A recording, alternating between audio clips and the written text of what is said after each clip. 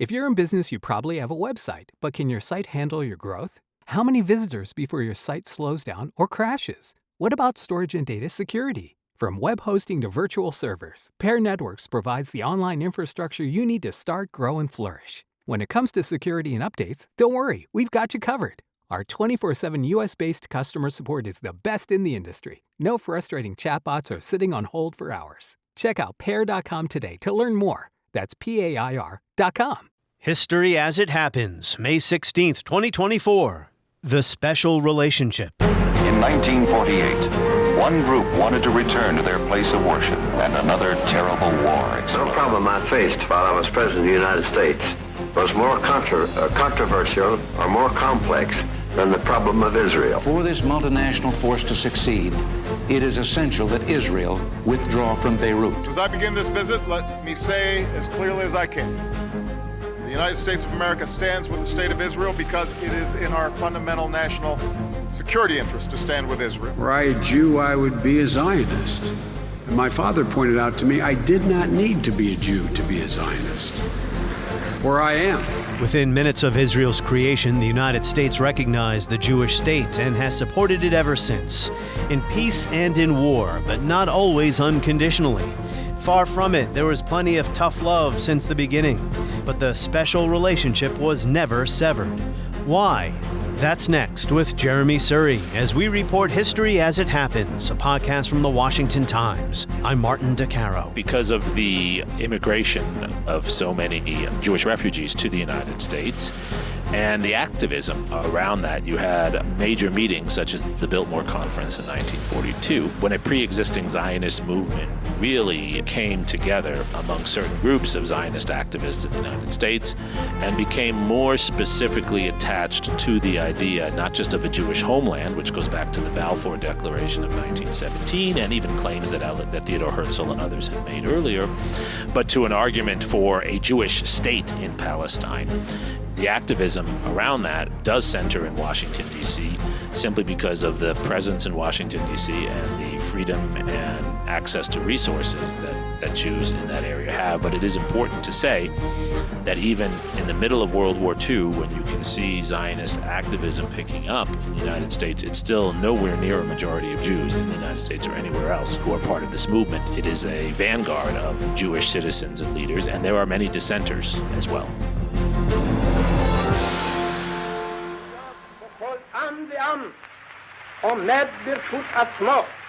May 14th, 1948. David Ben-Gurion declares the establishment of the State of Israel. This is the natural right of the Jewish people, he said, to be like any other nation that'll open the gate of her homeland to every Jew. 11 minutes later, in a decision that ripples to this day, President Harry Truman recognized Israel, the first head of state to do so as its Arab neighbors prepared to invade the new state in what would be the first of many Arab-Israeli wars. In the late 1950s, Truman, then retired, reflected on his decision to recognize Israel, even though his Secretary of State at the time, George Marshall, opposed it. We had several other people in the country, even among the Jews, the Zionists particularly, who were against anything that was to be done if they couldn't have the whole of Palestine and everything handed to them on a silver plate so they wouldn't have to do anything. It couldn't be done. We had to take it in small doses. You can't move 5 or 6 million people out of a country and fill it up with 5 or 6 million more and expect both sets of them to be pleased. We had all sorts of objections to everything that was done. Something had to be done.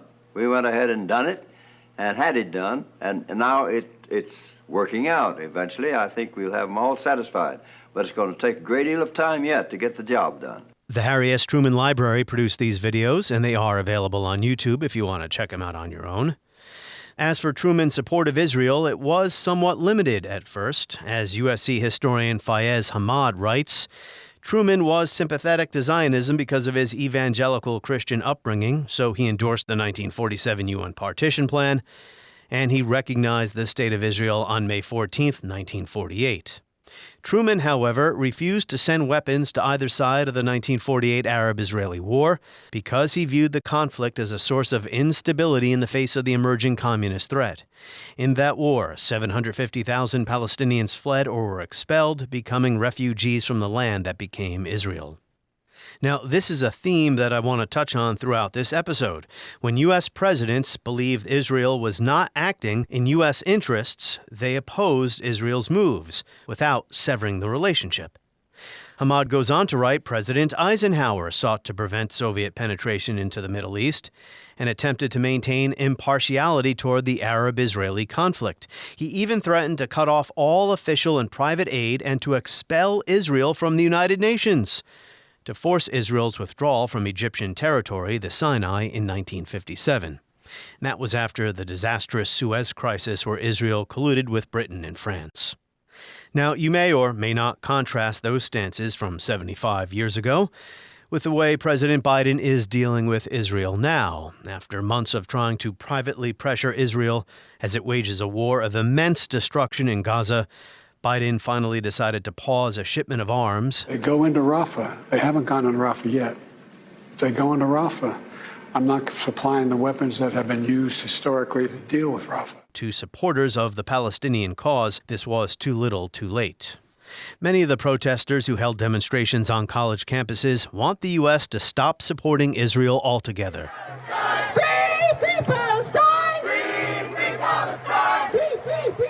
They believe the Jewish state's creation was illegitimate because it was established on land where Palestinian Arabs once lived.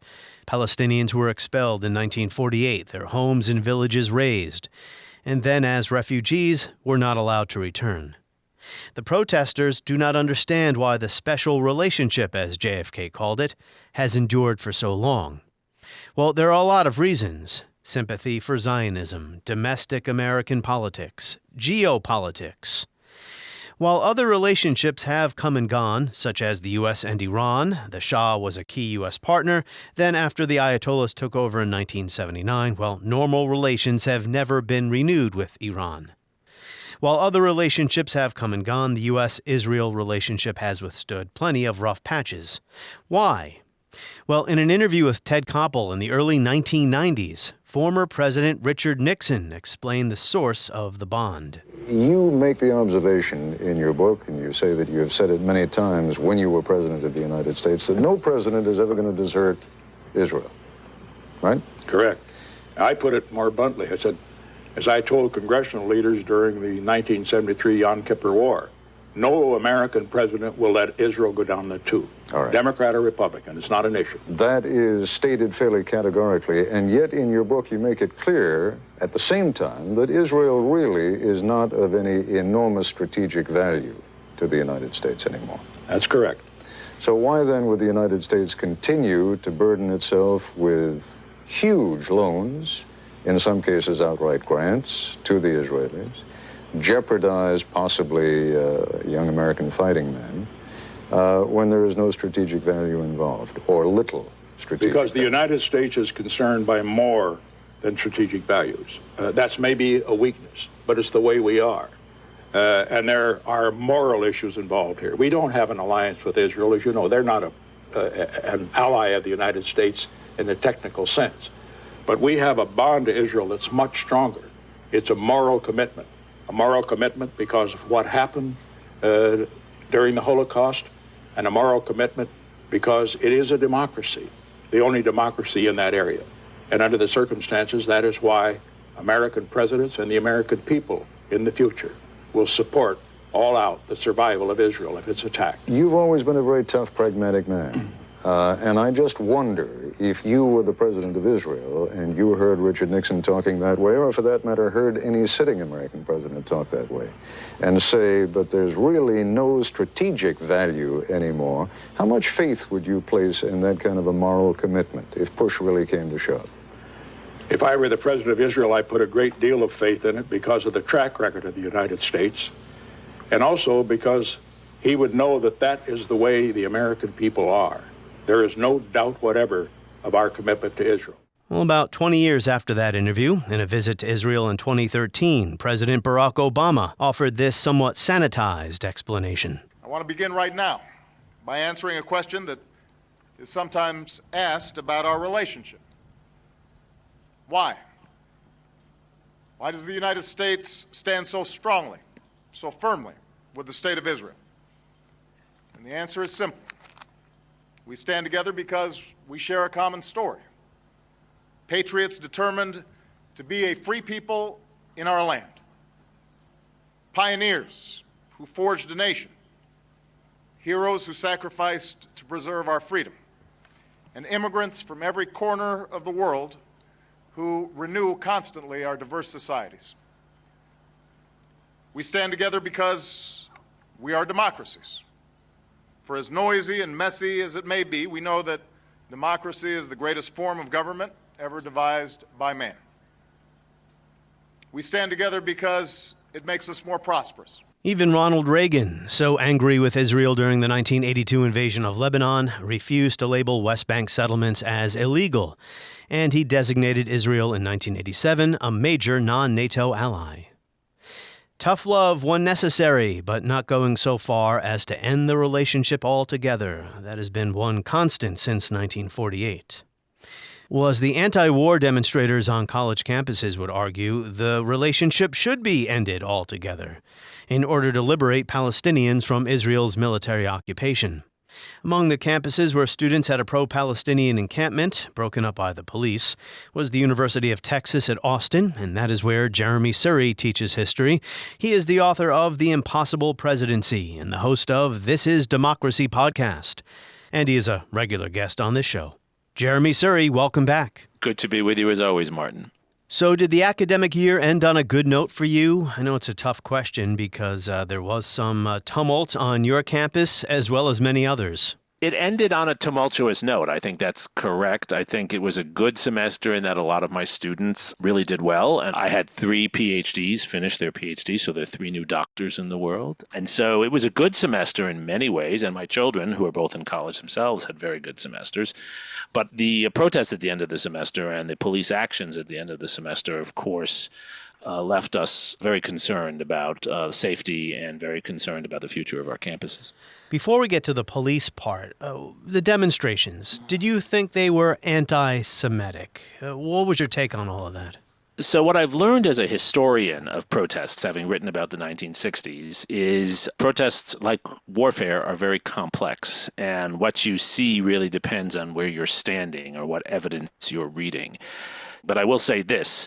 There are many, many of the students involved in the protests that I've seen and read about who are not anti-Semitic. The protests are not inherently anti-Semitic, and there is a very legitimate and widespread feeling among many of the protesters that U.S. policy is going in the wrong direction in the Middle East. But more than that, actually, what I've been writing about and trying to explain, which I think does echo the 60s, is there's a sense of alienation and non-representation that many young educated people feel. They feel that they don't have a voice in our political system, that they're locked out because of the nature of the 2 parties, because of gerrymandering, because of money in politics. And the protests are their efforts to have their voices heard.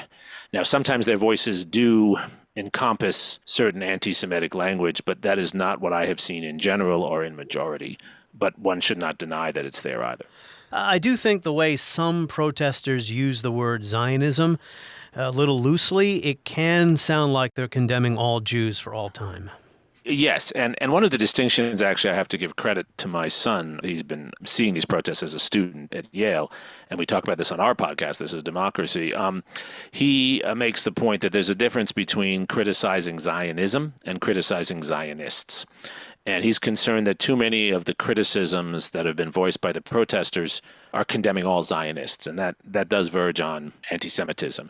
But one can certainly be critical of Zionism, the concept, and the ways in which the Jewish state has formed without being anti-Semitic. As I pointed out in many settings, the historian in me would remind people that there have been countless Jews throughout history, and probably the majority of Jews before World War II, who did not believe in Zionism, but they certainly were not anti-Semitic. And within Zionism, there were different ideas. You had the revisionists, and then you had the more moderate ones, and others who didn't want to have an expansionist foreign policy, if you will.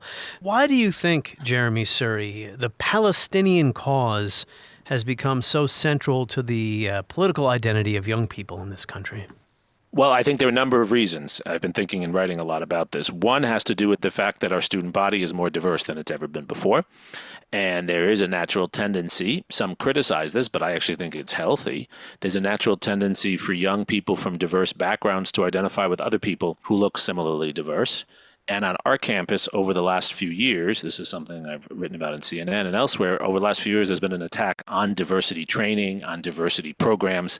And so people from diverse backgrounds feel that they're already under attack, and they see the Palestinians as an analogous group. That might not be accurate, but that's a perception that they have. Second, and this is a big shift that occurred in the 1970s, Israel went from being the underdog in its neighborhood to being the more powerful actor, to being a perceived bully in some ways in its neighborhood. And so there's a tendency for young people to idealize the underdog, and I think that's part of this too. Yeah, a lot of young people don't understand why the United States continues to support so strongly this country. We're going to get into that in our conversation, how U.S. policy toward Israel has evolved over the years, the origins of it, and how it's got to this point today. But one other brief question, or maybe a brief answer too, about the demonstrations. The police, you were pretty critical about how the police handled what happened there.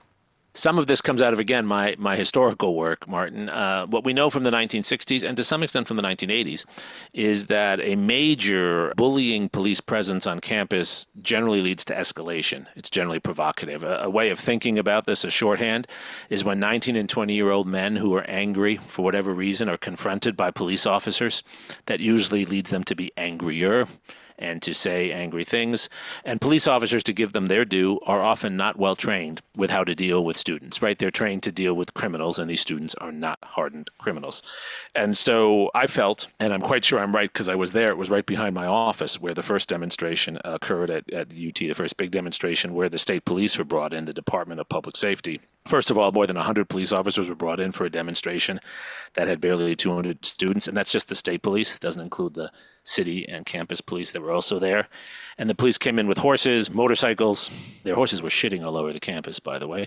And they were wearing riot gear and carrying rifles. And it was overkill.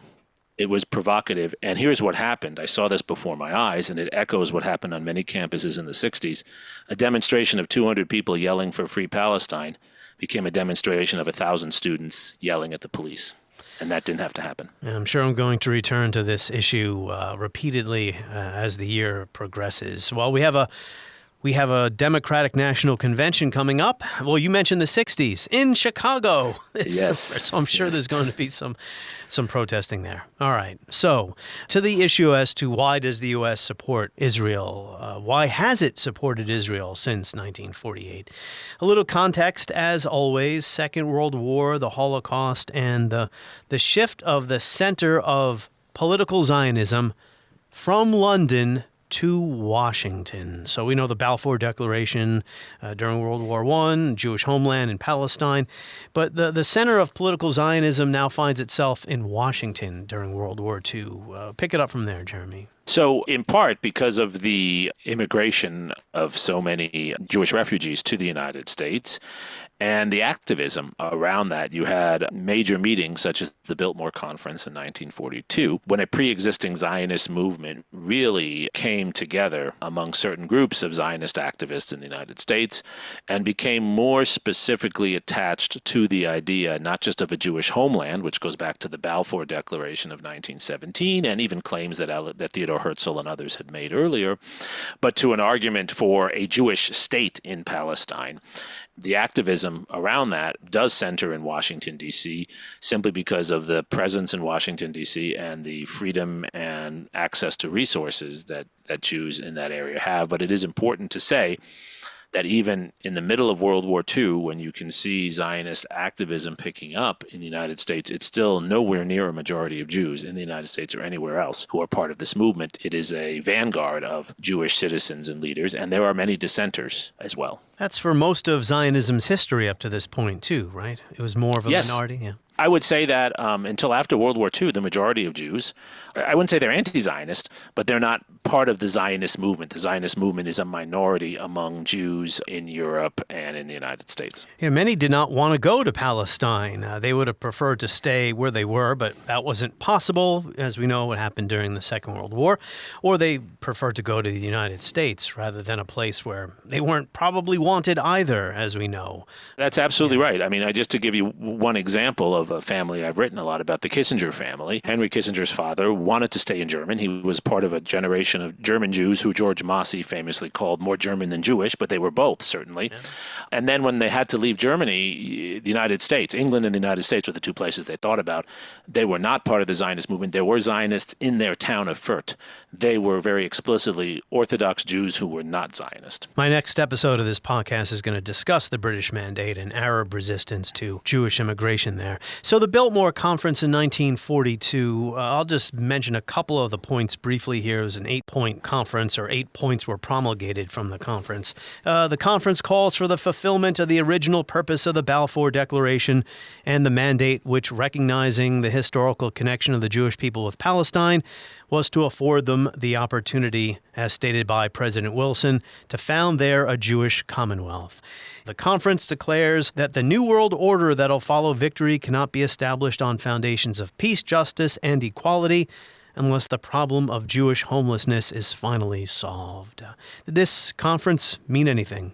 Yes, it meant a lot because it changes the agenda of Zionism. And some of that has to do, as you said already, with the geographical movement of Zionism from a pan-European movement to becoming more of an American-led movement.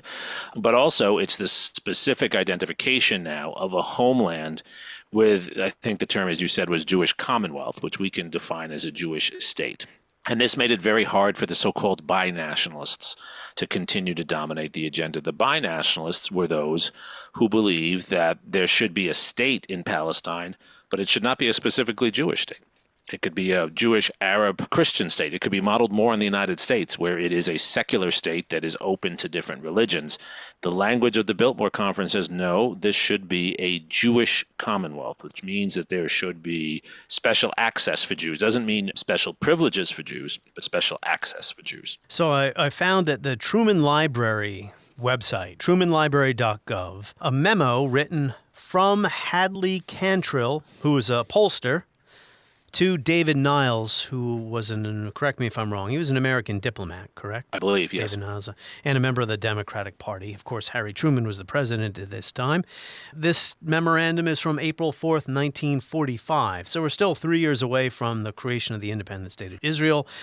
Hadley Cantrill tells Niles that he did a poll of American public opinion, of those who have opinions as to whether or not it is a good idea to set up a Jewish state in Palestine, reading from the poll here, sentiment is about 3-1 in favor of establishing such a state. So is it correct to say that, for the most part, American people, if they had an opinion at all, thought that the Jews should have their own state there?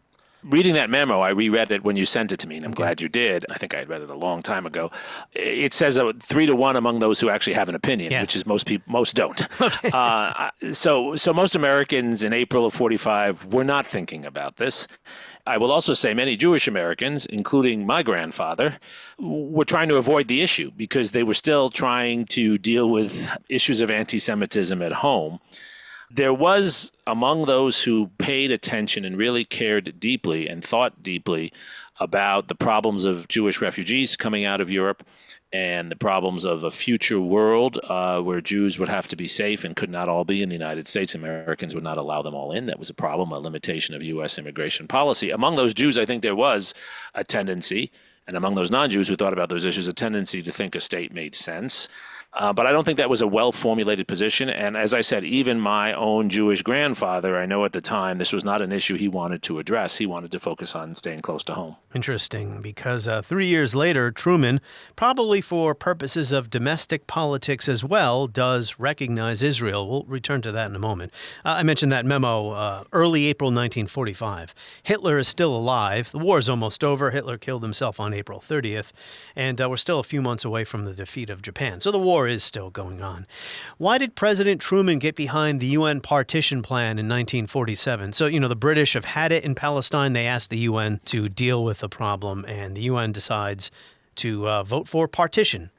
It should be said, first of all, this was a very courageous decision by Harry Truman. The man he probably respected more than anyone else in the world was George Marshall, who had overseen American military activities during World War II and became Secretary of State, then Secretary of Defense. George Marshall was against the creation of the State of Israel, but yet Truman did it. He did it following the advice of Clark Clifford, who is a close advisor of his as well, though not as close as Marshall, and a few others. He did it in part, as you said, because of domestic politics, believing that there was an organized set of Jewish voters who cared about this, but that, I think, was a secondary or tertiary reason. I think he believed most of all there had to be a place for Jewish refugees to go. And he knew he could not convince Americans to take them in. Actually, one of the parts of our history we don't often tell is the history of the tens and hundreds of thousands of Jews who we turned away. And there are famously ships, of course, of Jewish deportees from Europe who are turned away from American shores. There needed to be somewhere for them to go. And second, Truman came to believe this was going to happen anyway. He wanted the United States to be on board and not for this to become a Soviet beachhead.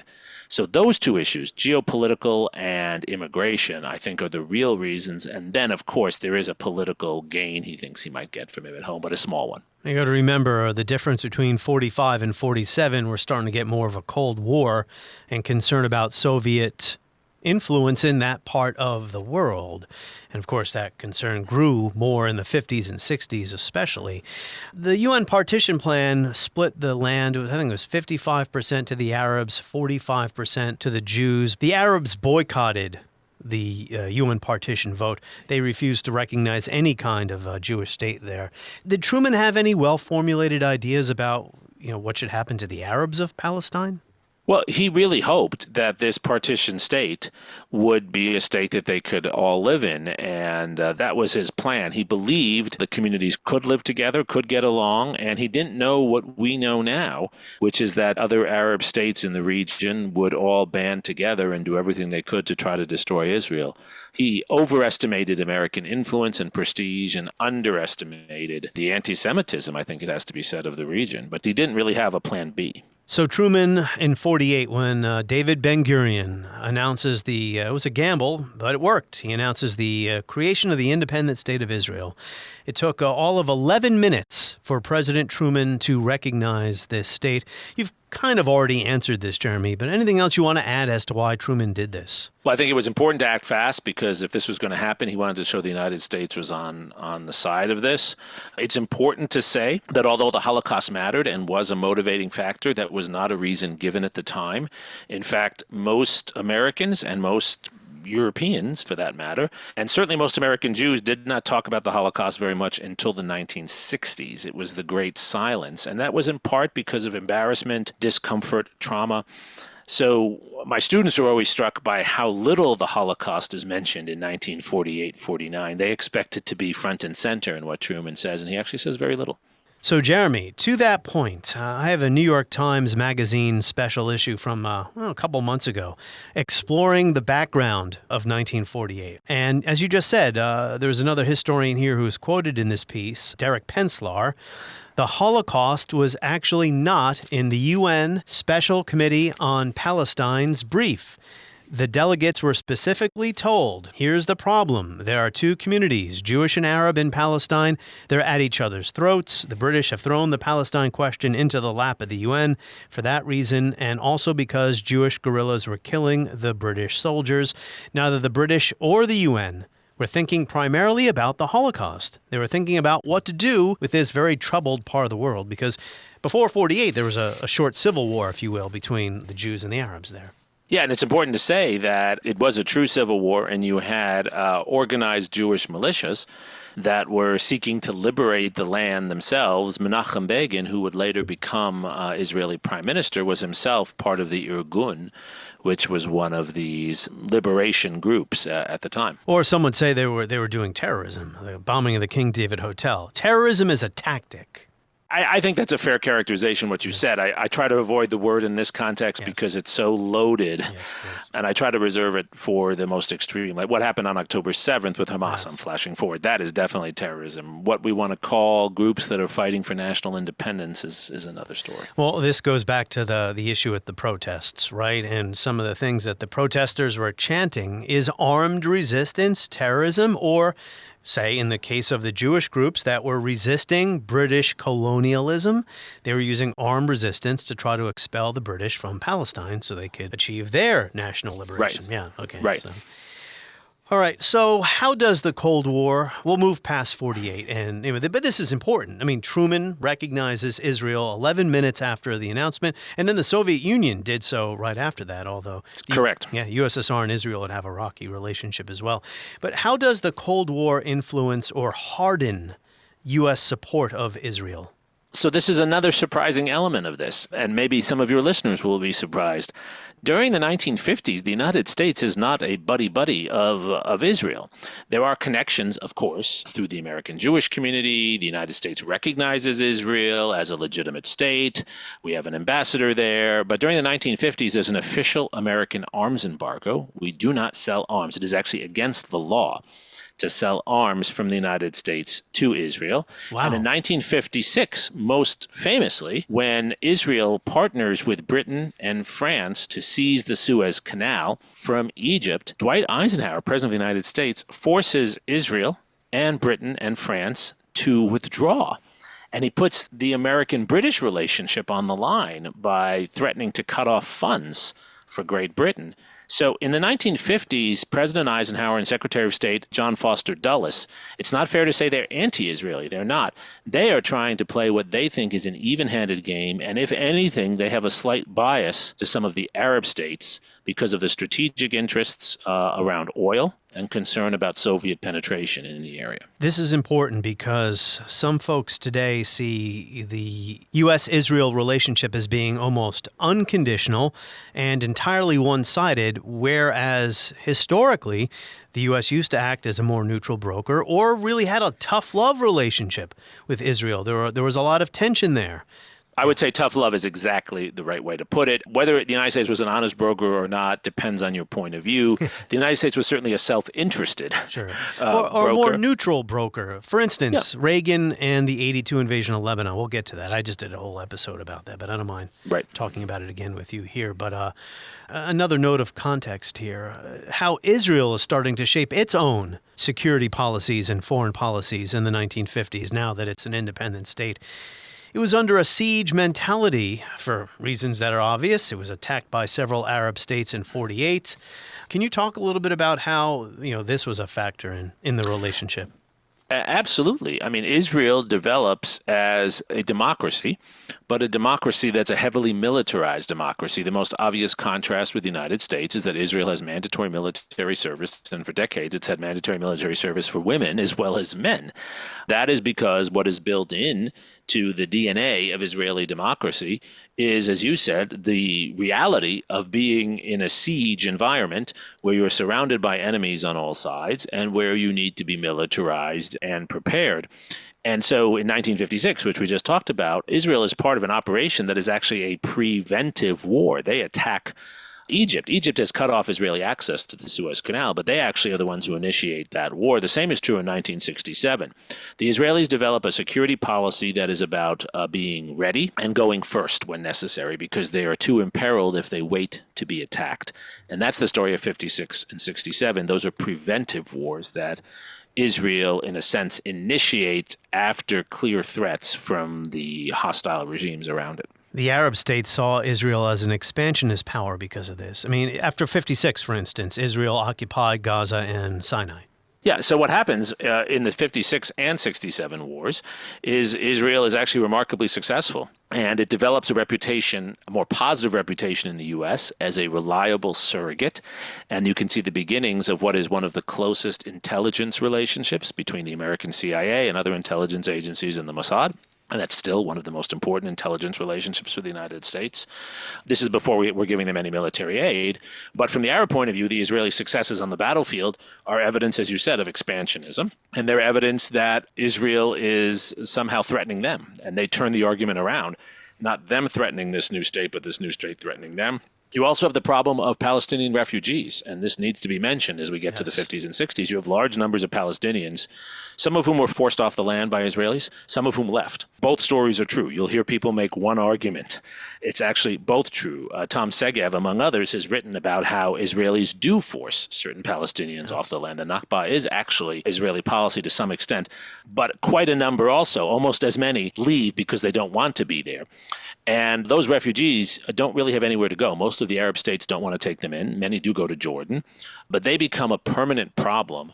And they're a kind of irredentist force that is encouraging challenges and even attacks on Israel. That's the basis for what become the first insurgent groups later associated with the PLO, the Palestinian Liberation Organization. That's right. Tom Segev will be my guest in my next episode. So about the refugees, you mentioned Jordan, they were in Lebanon, Gaza, and yes, the home countries, with very few exceptions, did not allow Palestinians to achieve, say, citizenship. They didn't really want them, and they fueled the idea of return. Now, there was also a UN resolution about a right to return for these refugees. And as Ian Lustig has pointed out to me on this show, the fact that they were refugees, whether they left on their own during a war or were expelled deliberately, that happens in almost every war. The problem here is that they weren't allowed back. At this juncture, did the U.S. have any policy of talking Truman, Eisenhower, Kennedy, Lyndon Johnson? Was there any idea of what to do with the Palestinian refugees?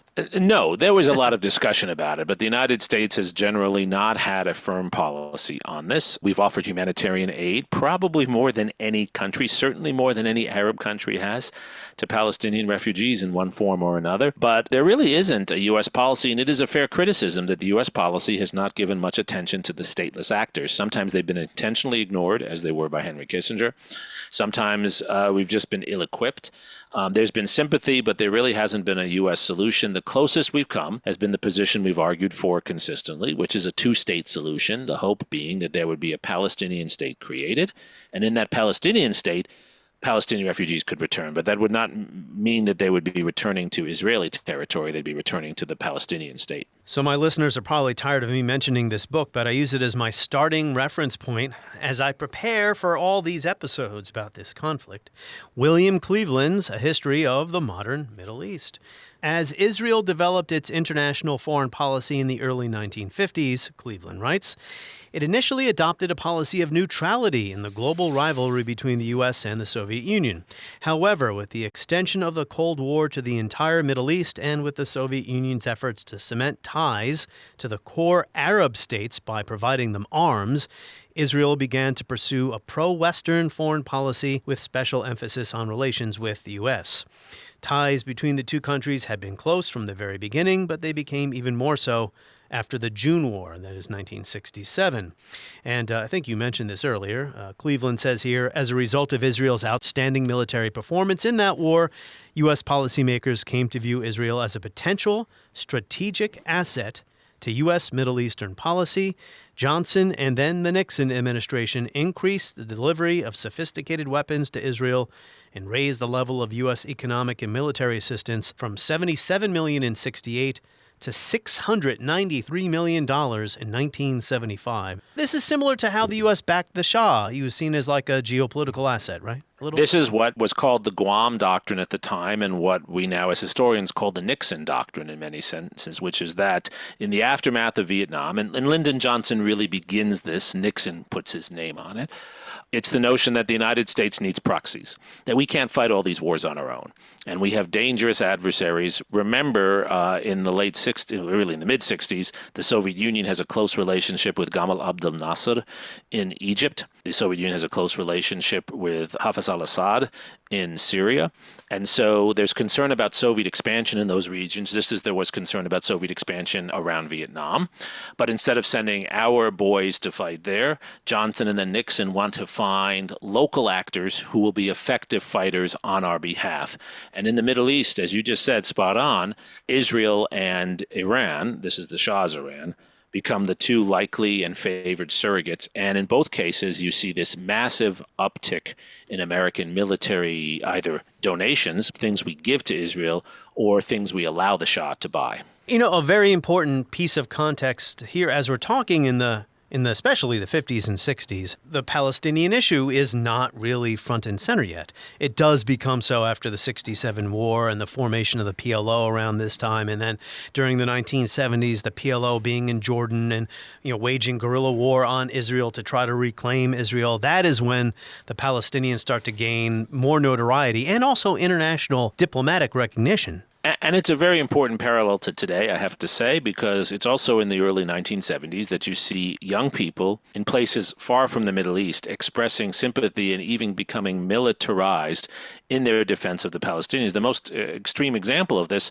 are German left-wing activists, the Red Army faction and others, who train with Palestinian terrorists and then are involved in hijacking aircraft. There's a period in the 1970s when aircraft are being hijacked time and again, and they're being hijacked by, in some cases, West Germans and others. They're West Germans who have been trained, in fact, a little bit in the East and trained with their connection to the Palestinians. And they're saying they're doing this on behalf of Palestinian liberation, often flying the hijacked aircraft to the Middle East. So there is this international dimension to this because this conflict comes to stand in for many of the frustrations young people have with the Cold War in the 1970s. I didn't know that about the Germans and the airplanes there. I skipped over JFK. He is the one who coined the term special relationship. Israel then ignored his requests for repatriation of Palestinian refugees and inspection of Israel's nuclear program, which is still undeclared to this day. So the 1973 war, that's a big inflection point here. How does that shape the U.S.-Israel relationship afterward? So the 1973 war is very different from 48, 56, and 67 because 73 is not a successful war for Israel, at least not early on. Israel is surprised in a way it was on October 7th. The surprise initially brings Israel to the brink of collapse. Golda Meir, the prime minister, actually considers suicide. This is a really low point. It's an attack on Israel during Yom Kippur, the holiest day of the year. Israel's unprepared. And it's at that moment that the United States steps in, slowly at first, but steps in to very explicitly provide direct backing to Israel on a scale we had not before. We had done some of that after the 67 war, but not during the 67 war. We do it after and during the 73 war, after the initial attack by the Arab states on Israel. We also step in, and under Henry Kissinger's leadership, the United States becomes the chief negotiator. This is when Kissinger undertakes his famous shuttle diplomacy, spending months, literally, going from one capital to another in the region, seeking to build a peace agreement. And it will get us to the Egyptian-Israeli agreement that's signed by Jimmy Carter at Camp David in 1978. Sadat is in charge of Egypt by this point, right? Correct, and he has kicked out the Soviet advisors. So Kissinger's goal, back to where we started, is not just to help Israel in this case. It's to actually make the United States the dominant non-Middle Eastern actor in the Middle East, to exclude the Soviets, to make the United States the arbiter, and to find proxy states who can control the region. Israel, Egypt, Iran, Saudi Arabia. Those are our proxies. We want them to lead the region under our direction. So Nixon didn't really have a love or a passion for Zionism as past leaders did. I know that Truman, he was a Christian, or he embraced some level of Christian Zionism. Lord Balfour, David Lloyd George, going back quite a bit. The British leaders, they were Zionists. Joe Biden says he's a Zionist. But Nixon, he just did this for geopolitics or realpolitik. I'm not sure David Lloyd George was a Zionist either. They were dispensationalists, right? They were Christians who believed that the Jews had to return to Israel, to the land of Israel, that was the prophecy. And then end times prophecies. Right. And then the Messiah would come again. And I think to some extent Truman believed that. It's also hard to consider them Zionists, most of these American presidents, because they bought into most of the anti-Semitic attitudes of their time. You see this coming up with Truman all the time. And certainly with Richard Nixon. I've written about this in Nixon's case. So I don't think Zionism. I think dispensationalism and Christian prophecy was a little bit for some of them, not for Nixon. I think it's geopolitics. I think it's the lesser of evils thinking. And I think to some extent it's the efficacy, particularly by the 60s and 70s, of Israeli politicians learning how to work the American political system. Yitzhak Rabin, when he's the ambassador to the U.S. in the early 1970s, he's driving Kissinger crazy because he constantly goes behind Kissinger's back, behind the Secretary of State's back, to build his own relationships with members of Congress, particularly those from New York, surprisingly enough, right? And so the American political system is a system that intelligent outside political actors can take advantage of. It's much harder for the Arab states to do that because there are fewer Arab voters in the United States at the time. So I know my question about Richard Nixon may have sounded silly because of all the things he said about Jews on his White House audio tapes. This anti-Semitism is stronger than we think, you know. It's unfortunate, but this has happened to the Jews. It happened in Spain. It's happened in Germany. It's happening, and now it's going to happen in America if these people don't start behaving. It may be they have a death wish. You know, that's been the problems with our Jewish friends for centuries. But when it came to leaders like David Lloyd George or Alfred Balfour or American presidents, you could be a supporter of Zionism, even if you weren't a Zionist yourself, and an anti-Semite at the same time, and in some ways it had to go hand in hand, because one of the reasons you supported having the Zionist emigration to Palestine was because you believed the Jews were so powerful and you needed them on your side, say, to get help in World War I. Along with the trope of Jewish inferiority, the other side of the coin is the trope of Jewish sneakiness, trickiness, and secret powers. Kissinger, incidentally, plays to this with the Arabs. One of the things he realized when he was negotiating was that most Arab leaders believed that garbage. And so he would play to it. He would tell them, you know, I'm the most powerful Jew, so you need to work with me. And he would take advantage. He was very explicit in saying that to Ismail Fahmy, the Egyptian foreign minister, for example. So you're right. Those attitudes are there, and we could have a long discussion over whether you can be a Zionist and an anti-Semite, maybe yes, maybe not.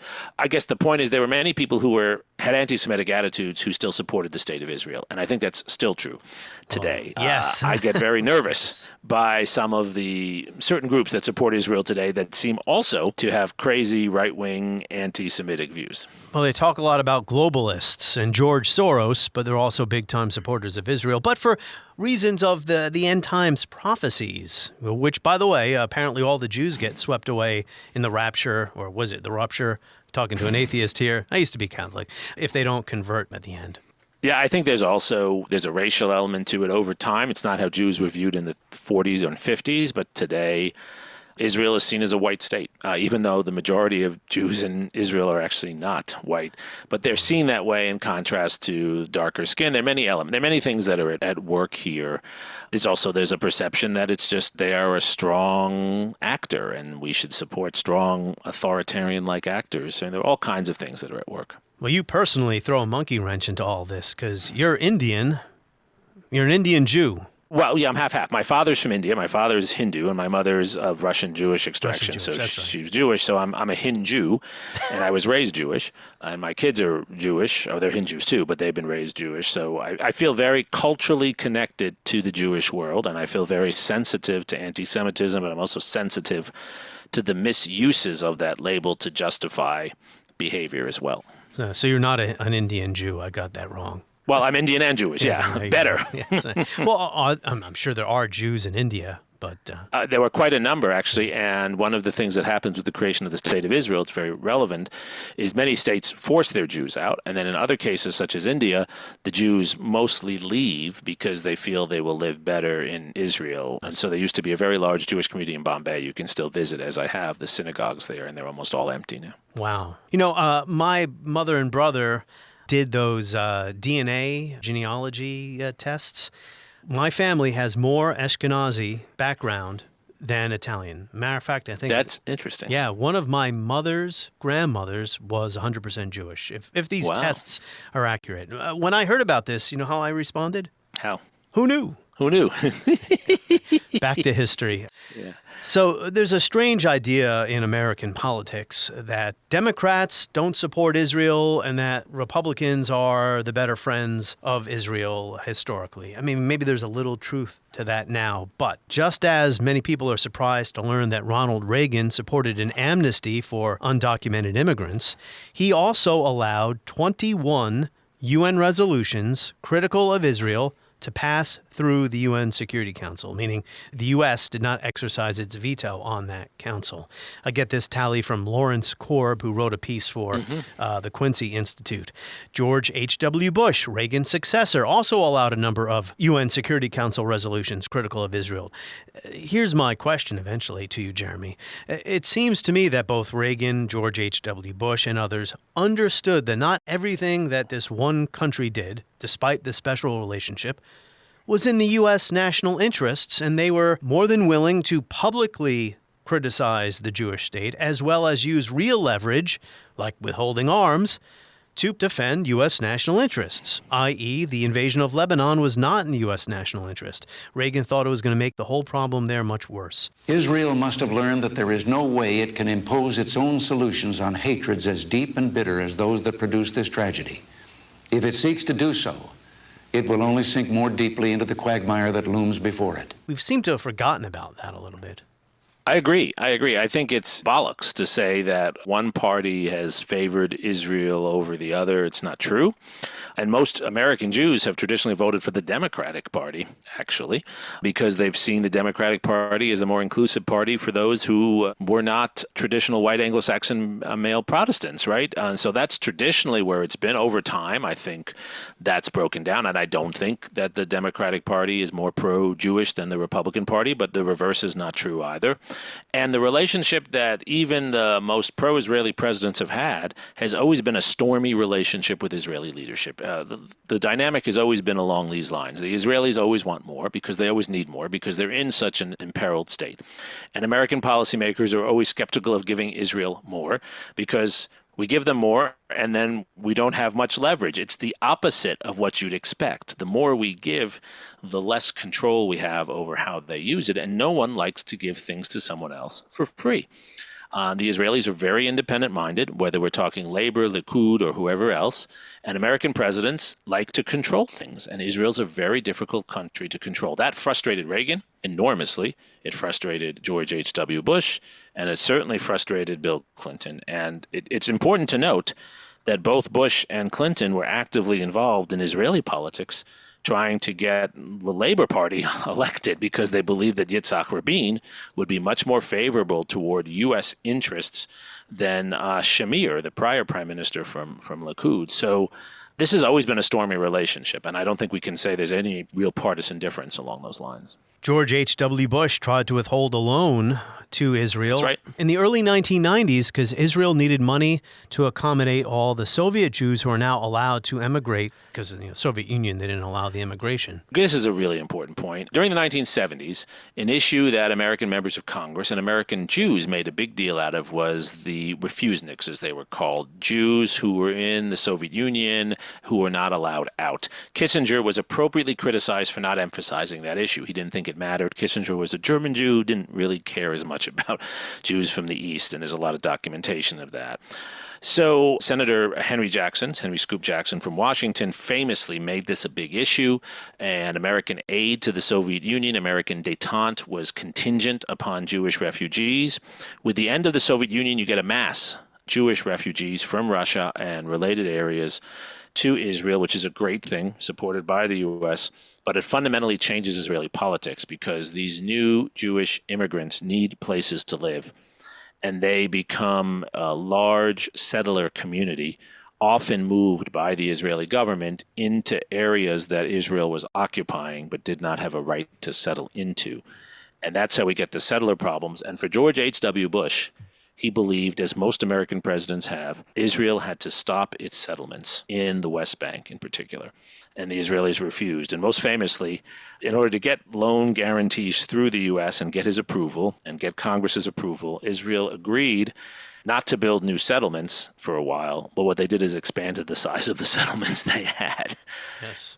So this is a big issue. This is still an issue. Well, the settlements is probably issue number one when it comes to grievances on the Palestinian side.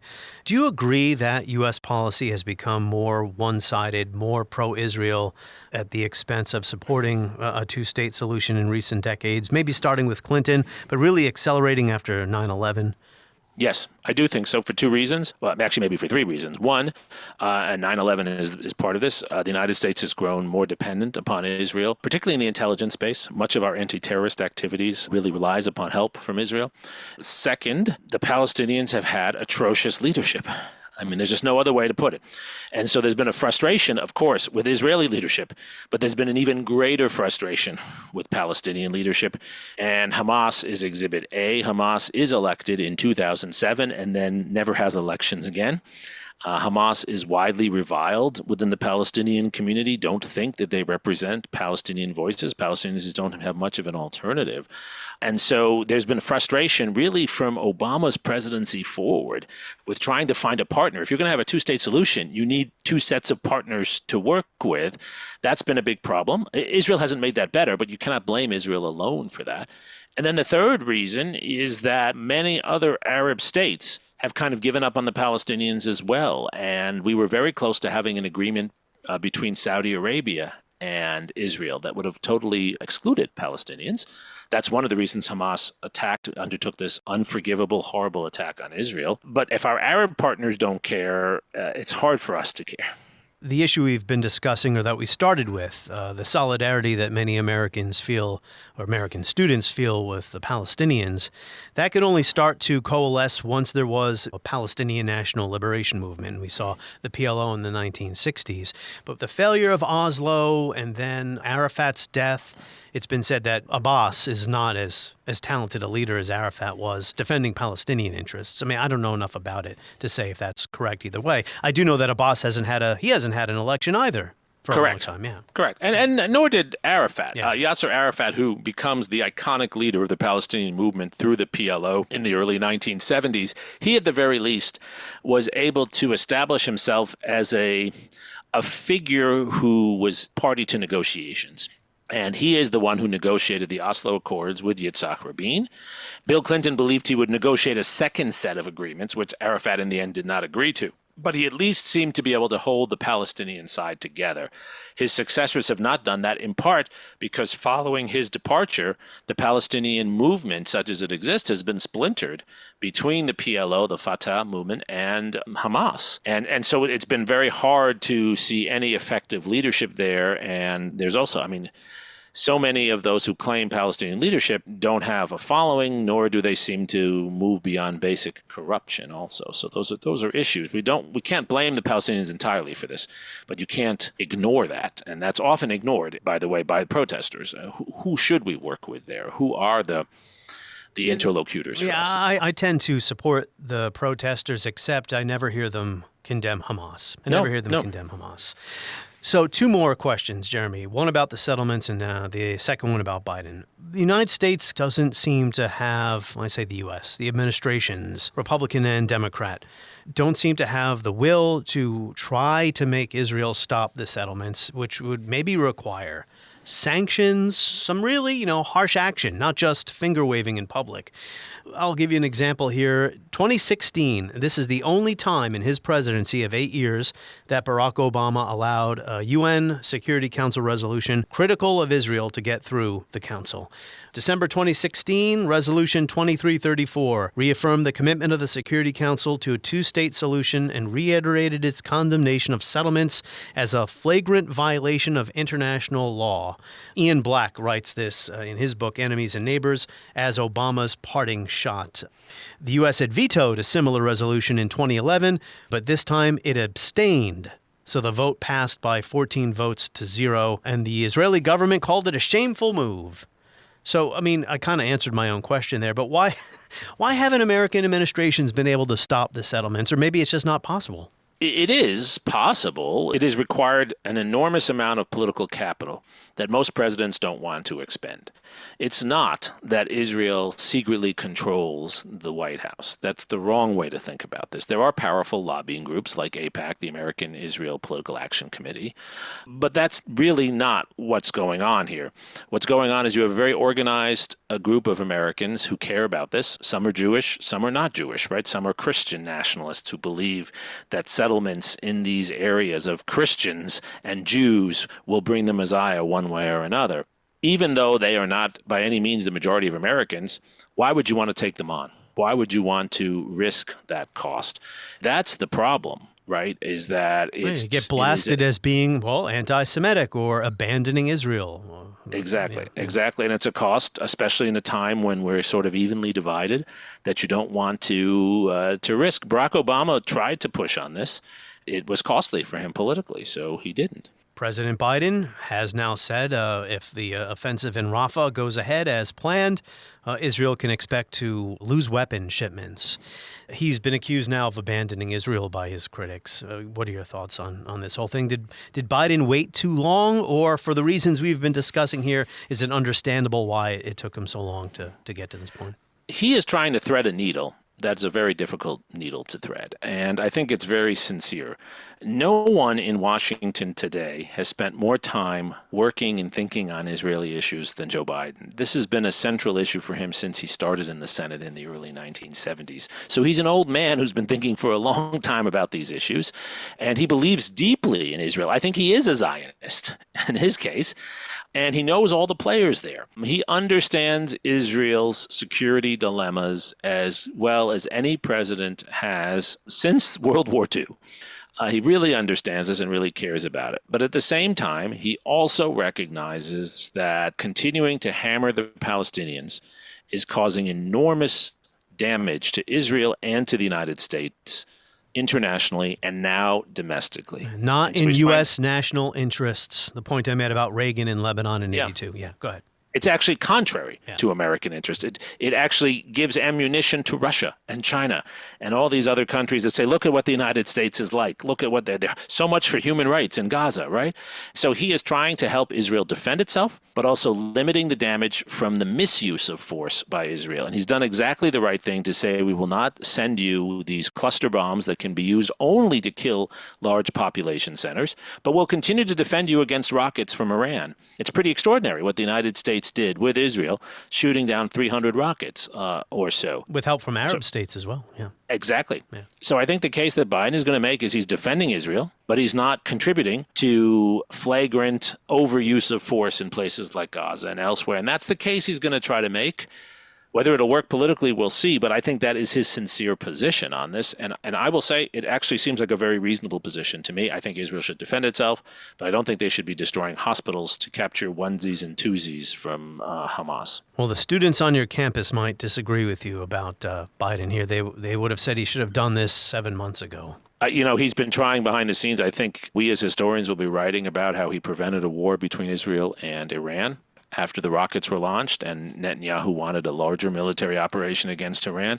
I think he's been doing a lot behind the scenes. Sometimes you need to stay behind the scenes in the world of diplomacy, but it has political costs. That's the challenge of being a diplomat in a democracy. It's about time we stop, those of us who support, as most of us do, Israel in this body, for apologizing for our support for Israel. There's no apology to be made. None. It is the best $3 billion investment we make. Were there not an Israel, the United States of America would have to invent an Israel to protect her interest in the region. And that was Joe Biden in the U.S. Senate many years ago. On the next episode of History as It Happens, we're going to stay with the origins of the Israeli-Palestinian conflict and the British Mandate with the Israeli historian Tom Segev. And if you have an idea for a podcast, let me know. Email mdicaro, M-D-I-C-A-R-O, @WashingtonTimes.com. You can also sign up for my weekly newsletter at historyasithappens.com, or you can find History as It Happens on Substack. This is a podcast from the Washington Times. Hey, y'all, Darius Rucker here. A lot of people ask me, what inspires your music? And one of the big things is a strong sense of place. That's why I love my home state of South Carolina and want to share the awesome things it has to offer. From the beautiful mountains down to the sunny coast, it's got it all. Not to mention two of my personal favorites, great golf and amazing food. Come see why I love this place. Visit discoversouthcarolina.com.